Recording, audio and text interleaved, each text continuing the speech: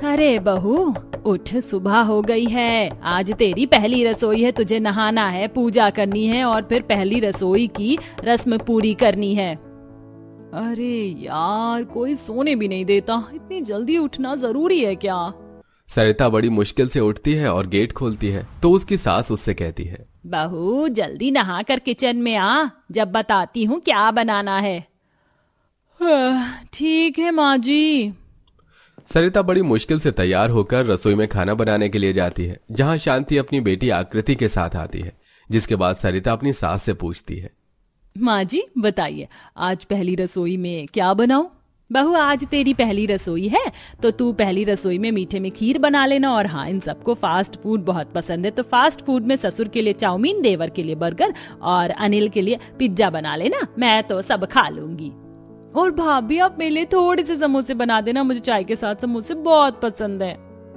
शांति और आकृति इतना बोलकर वहां से चले जाते हैं। जिसके बाद सरिता मुंह बनाते हुए खुद से कहती है, आज मेरी पहली रसोई है और पहली रसोई में ही ये लोग मुझसे इतना सारा खाना बनवा रहे हैं। और भला पहली रसोई में फास्ट फूड कौन बनवाता है? और फास्ट फूड में भी एक या दो चीज नहीं बल्कि 10 तरह की चीज खाने के लिए चाहिए। सरिता अपनी सास और नंद को तो हाँ कर देती है, पर मन ही मन उन लोगों को खरी खोटी भी सुनाकर खाना बनाने लगती है। 3 घंटा मेहनत करके वो अपनी पहली रसोई में चाउमीन, पिज्जा, बर्गर और समोसे बनाती है, जिसे खाकर सब तारीफ करते हैं, जिसे सुन वो भी खुश होती है। पर उसकी ये खुशी पल भर की थी, क्योंकि जब वो शाम को अपने सास के कमरे में जाती है और पूछती है कि माँ जी रात के खाने में क्या बनाना है? बहू अभी 4 बज रहे हैं, रात के खाने में काफी टाइम है और अभी चाय का वक्त है, तो तू सबके लिए चाय बना और इन सबसे पूछ ले क्या खाएंगे साथ में। भाभी आप मेरे लिए तो ब्रेड पकौड़े बना दो। और मेरे लिए चीज मैगी बना दो, चाय के साथ मुझे बहुत पसंद है। मैं कुछ भी खा लूंगा। तभी आज अनिल भी घर जल्दी आ जाता है और वो भी अपनी फरमाइश बताता है। अब सबकी मनपसंद का नाश्ता बन रहा है तो मेरे लिए चाय तो मत बनाना, लेकिन स्प्रिंग रोल बना दो। सुबह तो मिले नहीं मुझे। सुबह के बाद शाम को भी सबके फास्ट फूड की फरमाइश सुनकर सरिता बेचारी परेशान होकर खुद किचन में जाती है और सबको उनकी फरमाइश का शाम का नाश्ता बनाकर देती है और सब खुशी खुशी खाते हैं। इसी बीच सास बोलती है, बहू रात के खाने में तू अब आलू की सब्जी और खस्ता कचौड़ी बनाना, सबको बहुत पसंद है। इतना सारा फास्ट फूड खाने के बाद आप सब अब रात का भी खाना खाएंगे और उसमें भी फास्ट फूड ही। इतना कहकर सरिता वहां से चली जाती है और रात के खाने की तैयारी करती है। ऐसे कुछ दिन गुजरते हैं और फिर एक दिन, आकृति मैंने तुम्हारे लिए नाश्ते में सैंडविच और मोमोज बना दिए हैं, यही तुम लंच में भी ले जाना। और देवर जी नाश्ते में आपकी फेवरेट चाउमीन बनाई है, अगर आप कहो तो आपके लिए भी यही लंच में पैक कर दूं। क्या भाभी आप कितनी आलसी हैं, आपको इतना अच्छा फास्ट फूड बनाना आता है, फिर भी आप सुबह का नाश्ता ही हमारे टिफिन में पैक कर रही हैं। आप एक काम करो, आप मेरे टिफिन में पास्ता बना दो। और भाभी चाउमीन तो मैं अभी खाऊंगा, इसलिए आप मेरे टिफिन में चिली पोटैटो और रोल पैक कर दो। पता नहीं कैसा ससुराल मिल गया है मुझे। पहली रसोई में अब तक मैं सुबह शाम बस इन सब की फेवरेट फास्ट फूड ही बना रही हूँ। पता नहीं कब वो दिन आएगा जब मुझे फास्ट फूड बनाने से फुर्सत मिलेगी। दीपक और आकृति की बातें सुनकर बिना आराम करे सरिता एक बार फिर से रसोई में जाती है और उन दोनों का टिफिन पैक करने के लिए चिली पोटैटो, स्प्रिंग रोल और पास्ता बनाती है। कैसी किस्मत हो गई है मेरी, कैसा परिवार मिला है जिसकी सुबह और शाम फास्ट फूड से होती है। सरिता ऐसे ही सुबह शाम फास्ट फूड बनाकर अपनी किस्मत को कोसती थी। इसी तरह 2 दिन बीत जाते हैं और एक दिन शाम को अचानक से आकृति की कुछ सहेलियां उससे मिलने उसके घर आती हैं। आप ही है ना सरिता भाभी, आप सच में बहुत अच्छा फास्ट फूड बनाती हैं। आपको पता है आपके आने से पहले आकृति टिफिन ही नहीं लेकर आती थी और अब देखो टिफिन में हमेशा फास्ट फूड लेकर आती है। अब तो हमें कैंटीन में भी बैठने की जरूरत नहीं होती और मुफ्त का खाने को भी मिल जाता है। भाभी हम सब पहली बार आए हैं और चाय का वक्त भी हो गया है, तो आप प्लीज हमारे लिए फास्ट फूड में कुछ बना दीजिए ना, कुछ चटपटा जैसे टिक्की कचौड़ी। हाँ क्यों नहीं, और कुछ भी खाना हो तो बता दो, अभी बना कर ले आऊंगी। वैसे भी मैं पिछले 2 घंटे से रसोई में ही हूँ, एक साथ सारा काम खत्म कर दूंगी। आकृति तुम कहो तो तुम्हारा फेवरेट मोमोज बना दूं? नहीं भाभी आज सुबह नाश्ते में ही तो मैंने स्टीम मोमोज खाए थे, आप मेरे लिए कोरियन स्टाइल रोमियोन बना दो। जब तक भाभी हमारा फास्ट फूड बनाकर ला रही है हम बातें करते हैं।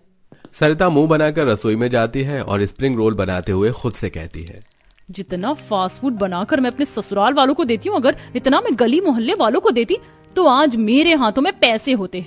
इन्होंने तो मुझे मुफ्त का बावर्ची बना दिया इस रसोई का। सरिता गुस्से में रसोई में खड़ी होकर आकृति और उसकी दोस्तों के लिए फास्ट फूड बनाती है और उन्हें देती है और वो सब काफी खुश होती हैं। अब इस तरह कुछ दिन बीत जाते हैं और एक सुबह जब सरिता सबसे पूछने जाती है नाश्ते में क्या बनेगा, तो लिविंग एरिया में बैठे ससुर सुरेश सरिता से कहते हैं, बहू आज तू मेरे लिए छोले भटूरे बना दे।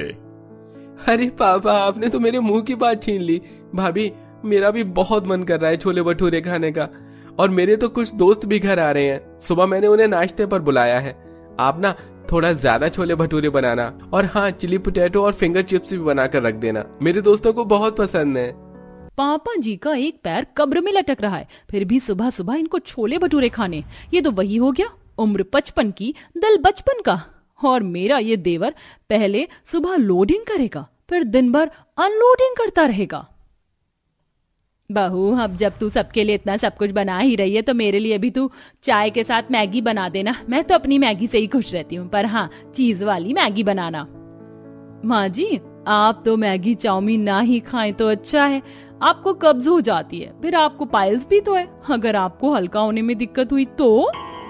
अरे बहू, अब इंसान का शरीर बीमारियों का घर होता है, और वैसे भी एक ना एक दिन इंसान को मरना ही है, तो इंसान खा पी कर मरे ना।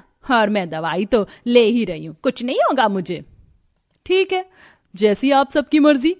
सरिता खाना न बनाने के लिए अपनी सास को टोकती है, पर जो परिवार फास्ट फूड से इतना प्यार करता हो वो भला किसी की बात कहाँ ही सुनता। अब बेचारी सरिता हमेशा की तरह आज भी सुबह अपने पूरे परिवार के लिए भर भर कर फास्ट फूड बनाती है और डाइनिंग टेबल पर लगाकर सबको बुलाती है। इतनी देर में देवर के दोस्त भी आ जाते हैं और सब बैठते हैं। वाह, क्या स्वाद बनी है ये चीज मैगी। वाह भाभी, आपके हाथों में तो जादू है। अरे सुबह सुबह इतने अच्छे छोले भटूरे खाकर मेरा दिन बन गया।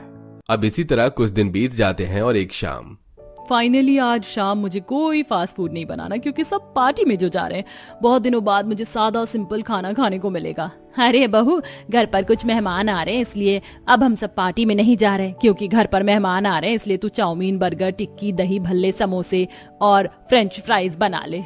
क्या इतना सारा फास्ट फूड? मुझे यहाँ आए 3 से 4 महीने हो गए, और इन दिनों मैंने एक भी दिन साधारण खाना नहीं बनाया। इतना फास्ट फूड खाना आप सबकी सेहत के लिए सही नहीं है। आप तो जानती हैं पापा जी का कोलेस्ट्रॉल, आपकी पाइल्स, और फिर दीपक के भी तो कुछ दिनों से पेट में दर्द हो रहा है। अपने बारे में ना सही, पर अपने बच्चों के बारे में तो सोचिए। बहू, इस समय मैं सेहत नहीं बल्कि घर आने वाले मेहमानों के बारे में सोच रही हूँ। अब जाकर जल्दी से खाना बना। अपनी सास की बातें सुनकर सरिता को बहुत गुस्सा आता है और वो जानबूझकर चाउमीन, पास्ता, चिली पोटैटो में ज्यादा मिर्च भर देती है, जिस वजह से घर आए मेहमान भी ज्यादा कुछ खा नहीं पाते और वो लोग सीधा अपने घर चले जाते हैं। पर सरिता का पूरा परिवार फास्ट फूड खा लेता है और रात में कोई खाना नहीं खाता। अगली सुबह सबकी तबीयत खराब हो जाती है। ये देख सरिता बहुत ज्यादा डर जाती है और वो खुद को इस चीज के लिए ब्लेम करती है। कहीं मेरी वजह से तो इन सबकी तबीयत खराब नहीं हो गई। कल मैंने ही गुस्से में चाउमीन, मंचूरियन, फ्रेंच फ्राइज में मिर्च भर दिया था। भाभी, मेरे पेट में बहुत दर्द हो रहा है, मैं मर जाऊं इससे पहले आप डॉक्टर को बुला लो। अरे बहू, मेरी दवाई लेकर आ, लग रहा है आज पूरी दवाई एक साथ खानी पड़ेगी, तब जाकर मैं वॉशरूम जा पाऊंगी। माँ जी, आप सब परेशान मत होइए, मैं अभी डॉक्टर को बुलाती हूँ।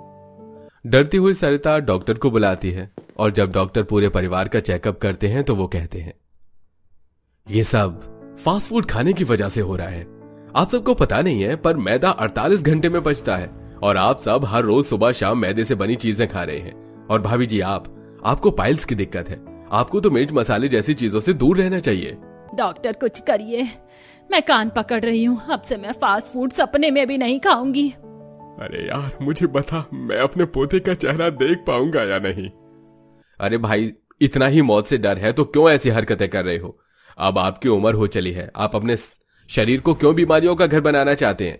डॉक्टर अंकल, आप पहले मेरा चेकअप करो, मेरा पेट बहुत दर्द हो रहा है। आकृति बेटा, तुम्हारी अभी उम्र ही कितनी है जो इतना फास्ट फूड खा रही हो? इस टाइम पर तो तुम्हें अपनी हेल्थ पर ध्यान देना चाहिए। जंक फूड खा खाकर तुम गुब्बारा बन चुकी हो। अब आपको सबको जंक फूड बिल्कुल बंद करना होगा। और सरिता बेटा, इसकी जिम्मेदारी तुम्हारी है। अगर आप लोगों ने फास्ट फूड बंद नहीं किया तो आज जो दीपक की हालत है वो आपकी हो जाएगी। दीपक के पेट में मैदा जम चुका है, इसका ऑपरेशन करना पड़ेगा।